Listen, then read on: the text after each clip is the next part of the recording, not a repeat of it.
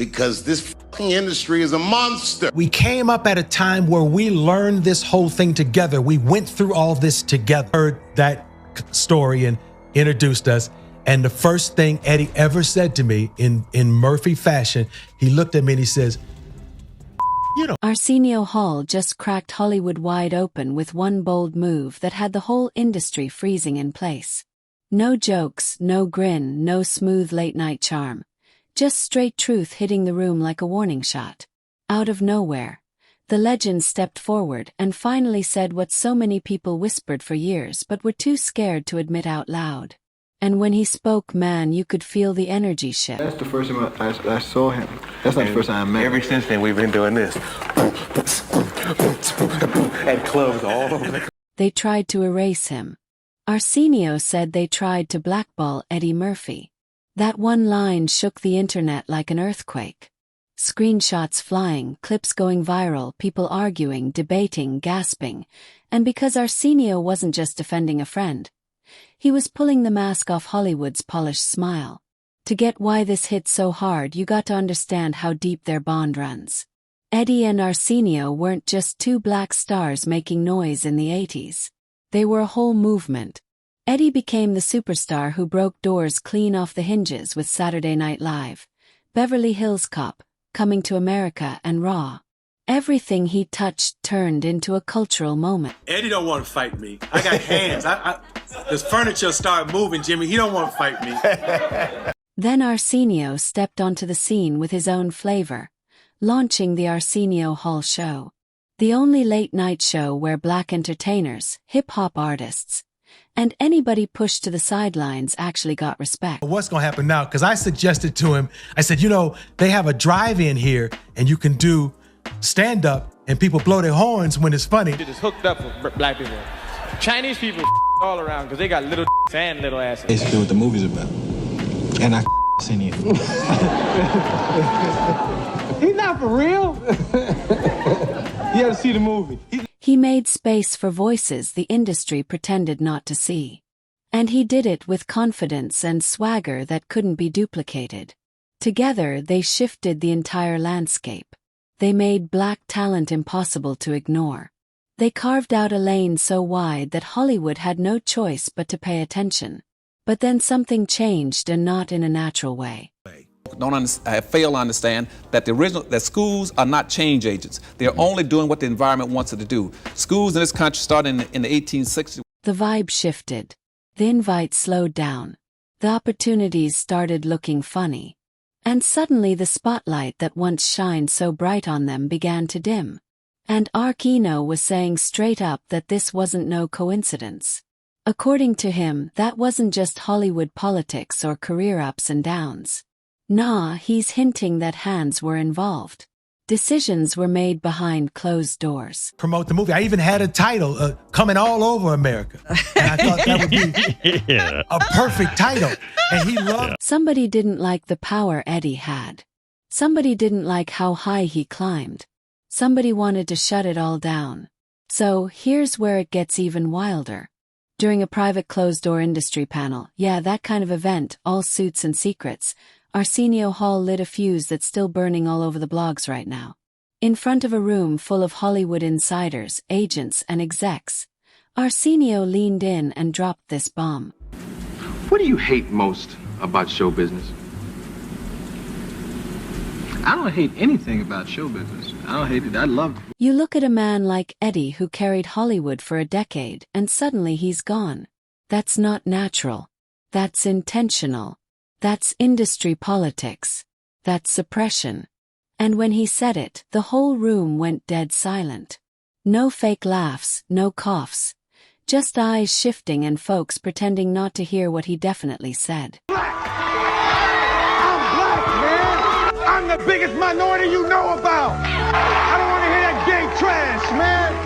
I got gay friends I've had on the show because you don't know them or it ain't who you want to know. Arsenio wasn't finished either. He broke it down even further, saying Eddie didn't just fall off or slow down. He was pushed out, blackballed, ghosted, left hanging. 1 minute the phones were ringing non-stop, the next not a peep. Studio execs who used to call him a genius suddenly vanished like they never knew him. Called me and said, why don't you meet us at the Improv? Because Keenan's a New York comic and they were friends with Eddie. And he said, Damon, my brother is coming. You haven't met Damon. They said he was difficult. They said he lost it. But what they really meant, he stopped playing the game. That hit deep. And let's be real, this ain't some brand new problem. Black entertainers been whispering about this blacklist for decades. Not just for politics, but for being too bold, too loud, too unapologetically black, or just too damn successful for the system to control. Up the way they walk, they be walking all light because they ain't got no shit pulling them down. His balance, he be doing all this.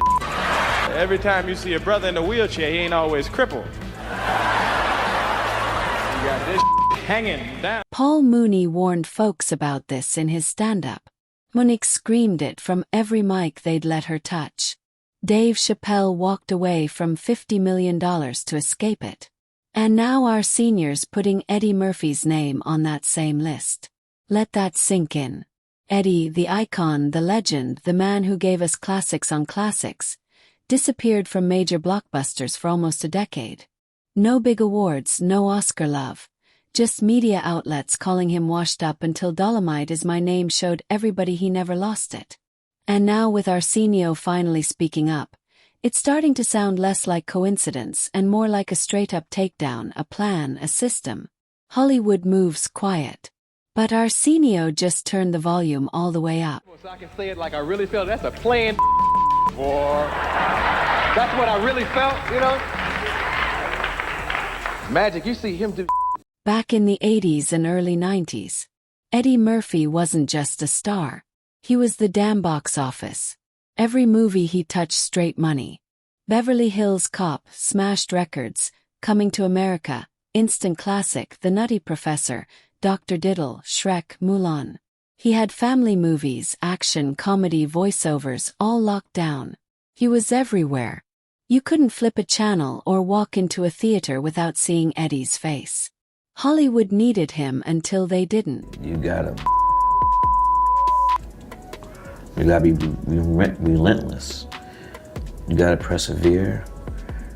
Then 2007 hit. Norbit dropped and boom. Silence. The momentum vanished. The big role's gone. The studio calls cold. It was like the industry flipped a switch and backed away. So what happened? Areno just laid it bare. Eddie stopped playing the puppet. He started speaking up, demanding real creative control, questioning why his pay didn't match his box office power, calling out those watered-down, whitewashed scripts. And in Hollywood, that ain't bravery.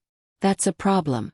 And once he stopped being the funny black guy they could control, they made sure the opportunities dried up real quick. Filmmaker, his movies are brilliant, he's hysterical, he's wonderful on camera, but Arsenio ain't new to this either. He knows exactly what that silence feels like. His late-night show, groundbreaking, changed the whole game, brought hip-hop to late night, gave voices to folks the other shows ignored, but then poof, cancelled. No warning, still pulling ratings, and suddenly it's gone. People still ask, was it because he gave a mic to Minister Farrakhan? Was it because he refused to play it safe? Because he wasn't the quiet, polished black host execs could pat on the head? Now decades later, with no big sponsors or networks holding him back, Arenush talking. And he's not holding anything back. This ain't just about Eddie. This is about the whole machine.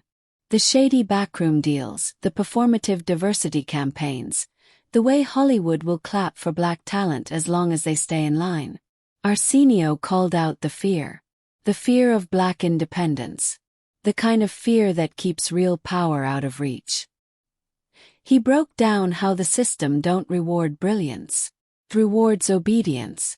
Say what they want. Act how they expect or get replaced.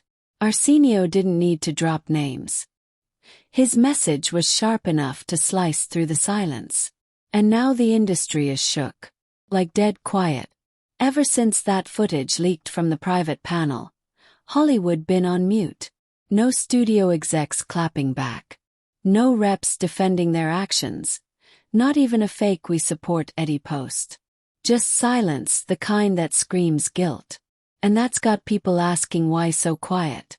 Maybe it's because Arsenio struck a nerve they didn't want touched. Maybe the industry knows he ain't just ranting, he's telling the truth. Maybe they're scared that if they open their mouths, folks are going to start demanding receipts, emails, contracts, call logs, all of it. Even some top-tier A-listers playing it safe. No likes, no reposts, no public support. But fans, oh, fans ain't scared. Social media is lit right now. X, Twitter, TikTok, Reddit. People breaking down timelines, dissecting interviews, pointing out patterns, and they're not being subtle. One viral tweet read, "Eddie Murphy gave y'all Shrek Mulan Coming to America and Raw. He deserves more, not less, not eraser." That post got shared everywhere. The streets are riding hard for Eddie and Arsenio. He might have just set off a full-blown movement. A real reckoning.